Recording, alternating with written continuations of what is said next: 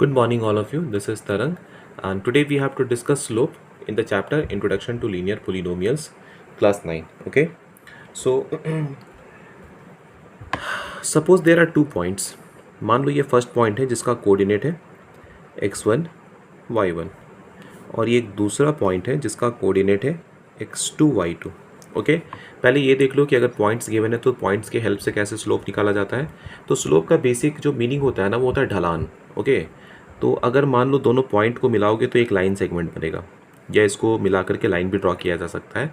तो इस लाइन का स्लोप कितना है, ढलान कितना है, ये हम लोग को निकालना है. ठीक है, तो स्लोप को जनरली m से रिप्रेजेंट किया जाता है.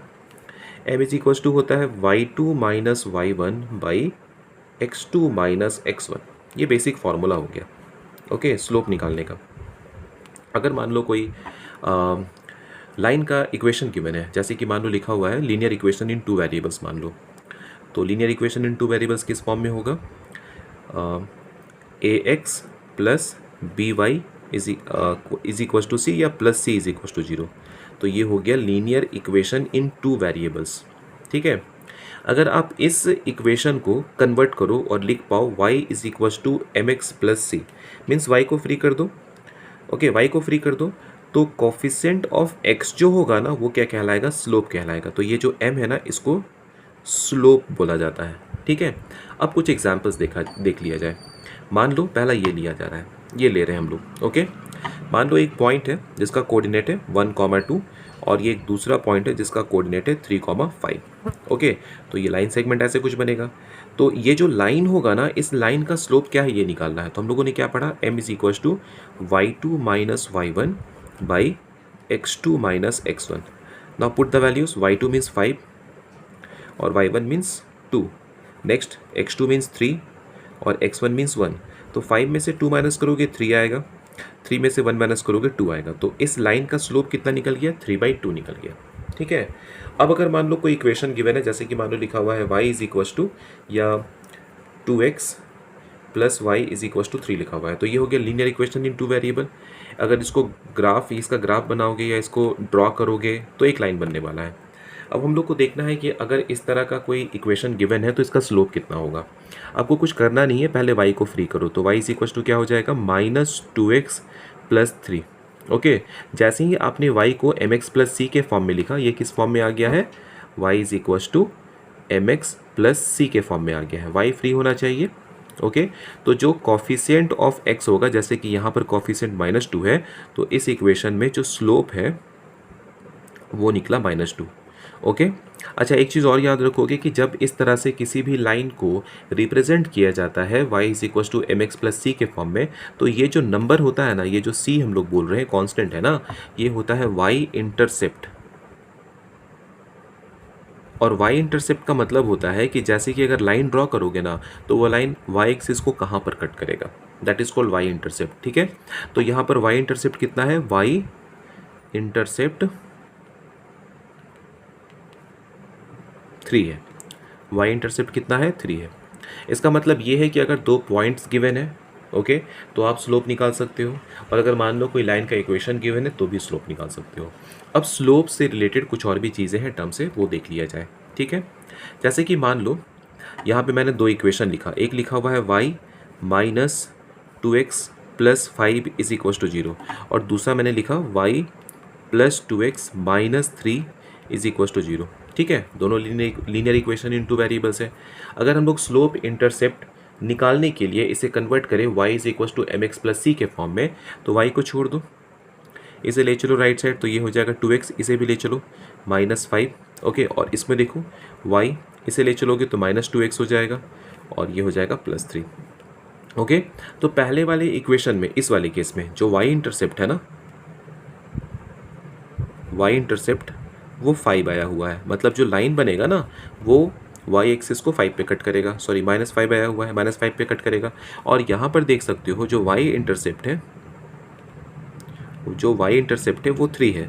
इसका मतलब जो लाइन बनेगा ना वो y एक्सिस को कहाँ पर कट करने वाला है, 3 पे कट करने वाला है. अब दूसरा यहाँ से स्लोप भी निकाल सकते हो. स्लोप को जनरली m से रिप्रेजेंट किया जाता है. तो फर्स्ट केस में स्लोप कितना है, 2 है और ये सेकंड केस में स्लोप कितना है, यहाँ पर स्लोप -2 है। ठीक है, तो क्या मतलब होता है स्लोप का नेगेटिव और पॉजिटिव होना? ठीक है, क्या मतलब होता है स्लोप का नेगेटिव और पॉजिटिव होना? तो अगर मान लो स्लोप पॉजिटिव आया है, इसका मतलब जो ग्राफ बन रहा है ना वो इंक्लाइंड है, वो ग्रोथ को रिप्रेजेंट कर रहा है। ठीक है, ये किस चीज़ को रिप्रेजेंट कर रहा है? ग्रोथ को, बिकॉज इस बार क्लास 9th में ना आपको ग्रोथ और डीके दोनों पढ़ना है। ठीक है, तो ग्रोथ मतलब हो गया इंक्लाइंड लाइन जो कि ऊपर की तरफ बढ़ रहा है, और अगर मान लो कि किसी भी लाइन का स्लोप माइनस में आया हुआ है, नेगेटिव है, लेस देन 0 है, इसका मतलब ये डीके को रिप्रेजेंट कर रहा है, मतलब डिक्लाइन हो रहा है। लाइन क्या हो रहा है? डिक्लाइन हो रहा है। ठीक है, अब जैसे कि मान लो हम लोगों ने दो लाइंस का इक्वेशन लिखा। पहला लिखा हुआ है y -3x -4 is equal to 0, और दूसरा इक्वेशन हम लोगों ने लिखा y -3x -5 is equal to 0। दो इक्वेशन हो गया। ठीक है, अगर इसको कन्वर्ट करोगे y is equal to mx plus c के फॉर्म में, तो पहले इसको देख लो, तो ये हो जाएगा y is equal to 3x plus 5, और ये हो जाएगा y is equal to 3x plus 4। हो गया ना? ठीक है, देख सकते हो दोनों का स्लोप बराबर है। यहाँ पे स्लोप कितना आया है? यहाँ पे स्लोप 3 है, और यहाँ भी स्लोप कितना है? यहाँ भी स्लोप 3 है। ठीक है, इसका मतलब क्या हो गया कि अगर किसी दो इक्वेशन, दो या दो से ज़्यादा इक्वेशंस का स्लोप बराबर होना, ठीक है, अगर मान लो ये पहला लाइन है तो ये दूसरा लाइन होगा, इसका मतलब lines are parallel, lines are parallel. ठीक है, और दूसरा एक चीज़, अगर मान लो कि आप स्लोप निकालें और किसी दो स्लोप का प्रोडक्ट, मान लो पहले का m1 है और दूसरे का m2 है, इज इक्व टू -1 हो गया, इसका मतलब क्या है? स्लोप एक दूसरे के परपेंडिकुलर है। इसका मतलब क्या है? स्लोप नहीं, लाइन्स एक दूसरे के परपेंडिकुलर है। ठीक है, एक चीज़ और याद रखना कि जैसे कि मान लो ये x एक्सिस है और ये y एक्सिस है। ठीक है, तो स्लोप का मतलब ढलान होता है, इतना तो समझ में आ गया।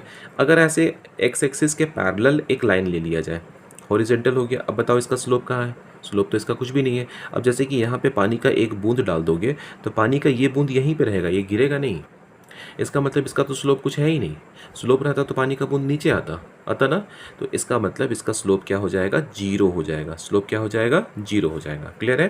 तो याद रखना कि जब भी कोई लाइन एक्स एक्सिस के पैरेलल होता है तो उसका स्लोप 0 हो जाता है, या मान लो कि हॉरिजॉन्टल लाइन है तो उसका स्लोप 0 हो जाएगा। लेकिन अगर मान लो कोई लाइन लिया जाए वाई एक्सिस के पैरेलल, कुछ ऐसे, ठीक है, इसका स्लोप क्या होगा? अब सोच के देखो, तो यहाँ से कोई स्लिप करने की कोशिश कर रहा है, जैसे कि अभी आप लोग देखे हो ना, गर्मी का मौसम है तो जितने वाटर बॉडीज़ हैं, या कह सकते हो वाटर पार्क है, ठीक है, तो वहाँ पे स्लाइड लगा हुआ रहता है। तो अगर मान लो स्लाइड को 90 डिग्री पे लगा दिया जाए और आप सोच रहे हो यहाँ से स्लिप करके नीचे जाएंगे, पॉसिबल है? डायरेक्टली यहाँ से नीचे गिरोगे, यहाँ पे पहुँचोगे।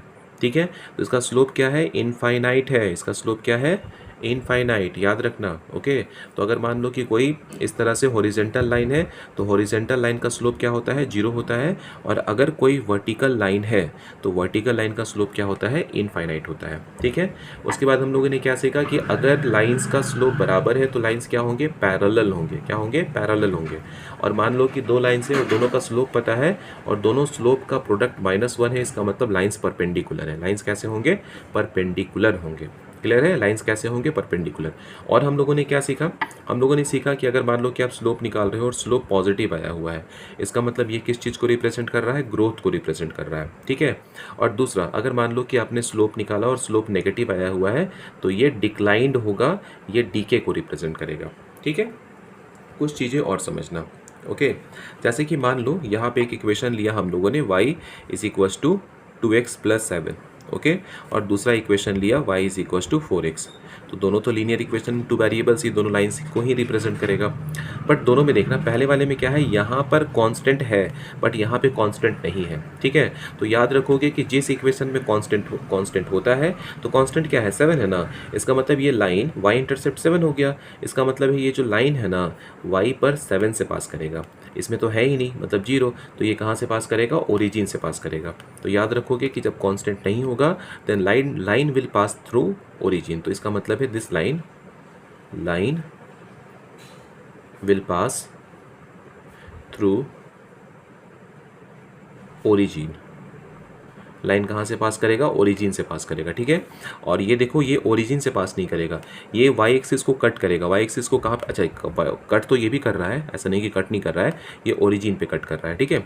ये कहाँ पे कट करेगा, 7 पे कट करेगा। मतलब ये है कि ये ओरिजिन से पास नहीं करेगा। It will not pass through origin, ये ओरिजिन से पास नहीं करेगा। क्लियर हो गया। तो आज के वीडियो में बस इतना ही। अगर इससे कोई भी डाउट हो तो आप बिल्कुल कमेंट सेक्शन में पूछ सकते हो। और नेक्स्ट क्लास में हम लोग पढ़ने वाले हैं वर्ड प्रॉब्लम्स, ओके। क्योंकि अभी ये जो स्लोप मैंने बताया ना, इसका यूज़ करना है, सारे क्वेश्चंस में यूज़ होता रहेगा। क्योंकि जैसे ही हम लोग लीनियर इक्वेशन फ्रेम करेंगे तो वहाँ से एक क्वेश्चन उठेगा कि ये इंक्लाइंड ग्राफ बनने वाला है, डिक्लाइन बनने वाला है, तो वो स्लोप पे ही डिपेंड करेगा, ठीक है। तो वहाँ से आप इसका आंसर कर सकते हो, इसलिए स्लोप बताना बहुत इंपॉर्टेंट था। तो नेक्स्ट क्लास में हम लोग वर्ड प्रॉब्लम्स, लीनियर इक्वेशन के वर्ड प्रॉब्लम सॉल्व करने वाले हैं, ओके। तो आज के लिए बस इतना ही। Thank you.